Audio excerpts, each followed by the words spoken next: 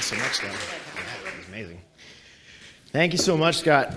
So I really appreciate everyone's time today on a topic which is probably not the most interesting for everyone, but I work in privacy, and so I work auditing ad systems, apps, websites, and I've given a version of this presentation a few times in the last month to big tech companies, some folks in law enforcement, because there's no solution. So we have a bit of a problem that with privacy, someone's always trying to take something from you. Some people can monetize it, and there's a lot of different ways this happens.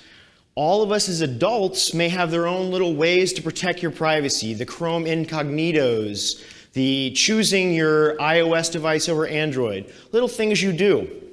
Kids and young people, they don't have those plans yet. So there's some really interesting criminals, I'm going to say straight up criminals, that are targeting children to try and basically trick them into thinking they're about to get free video game currency. It's a big score. So if you have kids play Fortnite with the V-Bucks or the Roblox Bucks, there are literal international criminals trying to trick your kids into thinking they're going to get free currency. And in this process, to get that currency, they trick those kids into committing ad fraud against some of the biggest brands in the world. It's a wild scheme, and it's working. And I'm going to pause here real quick. My day job is tracking bot networks, international criminals, ad fraud, all these weird things that we do have technical tools, resources, ways to slow this down and stop it.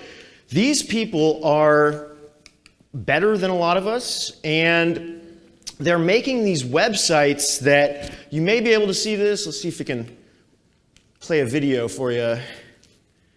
It may start here. But imagine for a moment basically an interface with visuals and videos saying, you're about to get these V-Bucks, you're about to win, just 5 more seconds, just 5 more seconds. And they are putting these all over the internet. And so kids, they may be playing a video game and they'll be prompted with a URL in their chat. And they'll go, what is this? It says free in-game currency. They click it and they are basically shown a series of visual prompts that look so legitimate. How could this be fraud? And so the exciting part of this is the criminal group that are tricking these kids, that are putting these into video game chats, they're also compromising literal US government infrastructure. Right now, today, there are multiple .gov subdomains compromised right now.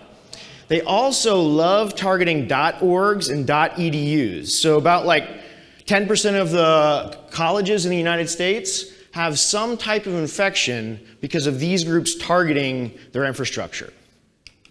And so the other fun part about this group, they actually rank themselves. And so we have people that can monitor this, but they call themselves openly devils and demons and wizards. And that's part of when they do well and they compromise infrastructure, they get an upgrade in their title.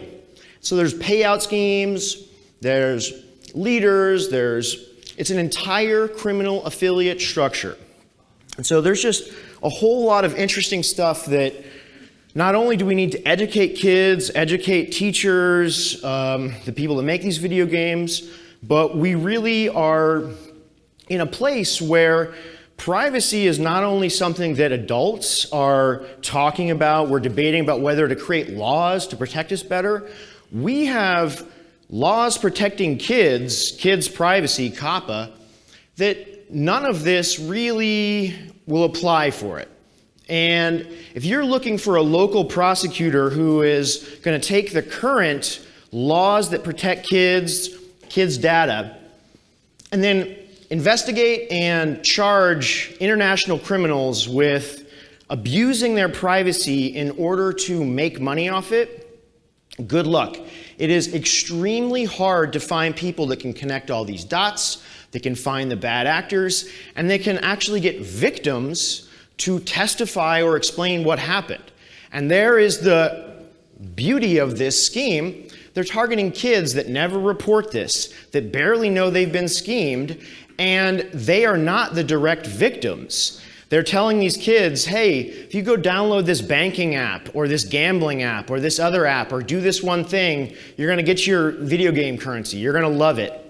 And so these kids go out there, they try and download that app. They're actually sending their IP address, their mobile ID. They're sending your local internet data through basically a series of technical chains so that these major brands think that they have a new customer, pay out one of these lovely people in this flow here, and then those people pay off their criminal affiliates. And so right now, we know this is happening. There's quite a few government entities that are trying to clean up these infections as they happen. Video game companies are certainly aware that their folks are being targeted. And there's some education efforts. There's actually some pretty good ones internationally. But we, as sort of a community that thinks about tough problems, needs to sort of appreciate that this type of abuse of privacy not only makes money for people, there are networks of folks that are experts that are now targeting victims that will probably never report these crimes. And the major brands that are losing money through these schemes have almost no awareness that this is happening and really can't blame the kids for this happening either. So we have more questions than answers at this point. And I look forward to anyone reaching out to me.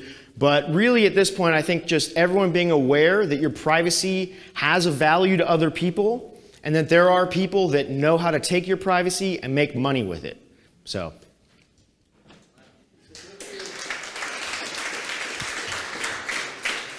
I don't know, should we have done the bad before the good or the positive before the negative? But I've got a couple quick questions for you because that was a lot of data, and most times data privacy articles we glaze over and don't understand like how this actually affects us in society. The big first question, because you didn't really touch upon it, is Zach's a hero of mine on what he's done with Google auction systems. And he kind of, similar to Jess burying the lead of the awards. Can you talk to us briefly on Google? Sure. So I led the research into some the GDPR complaints against Google's auction systems. And I've worked on a lot of audits. So I've audited the Grindr mobile app and a lot of systems. They got quite a bit of attention.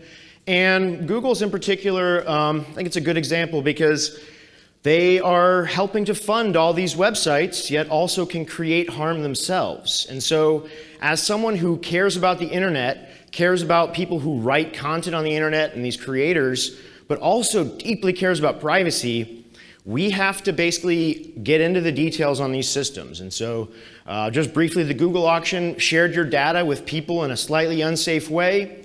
And through spending about 6 months auditing this with teams of people, just looking at the auction data, we found a few bad actors, we found a few unsafe things, and they fixed it. And so these systems aren't fixed, they fixed some parts.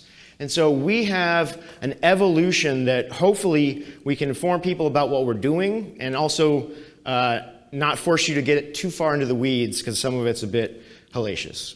Well, I just want to go and sort of end with that as there is some positive with Yandex, Google, people making changes, Apple, Google, some of these folks, once they recognize the work that Zach has been doing, they've made very quick changes. And one last question, because I think it's on everybody's mind. I know we've discussed it just on our way to the conference.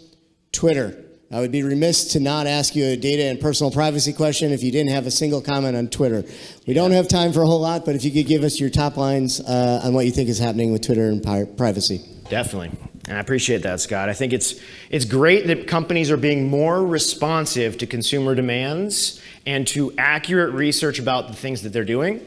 Twitter, it's a shit show that it's been acquired and turned private, but also interesting in some ways. And my core interest is always way in the weeds, and I tweeted this, where I think the #1 most interesting thing that Elon Musk is going to figure out once he acquires that business, he can go into their advertising system and see which advertisers loaded up his Twitter handle, his personal email addresses, and his mobile IDs to target him with ads. And no one ever in the history of an advertising system has had such a high profile, so many people trying to manipulate him, and now has ownership of an advertising system where he can literally query his own cell phone number to see which global advertisers tried to influence him at some point.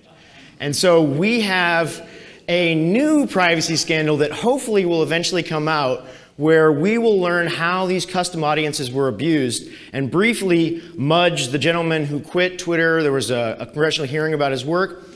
He highlighted something very interesting. Apparently, Chinese actors had been using this custom audience to target and track people. So we know that some funny stuff was there. Now someone else owns it, and there could be some fireworks in the future.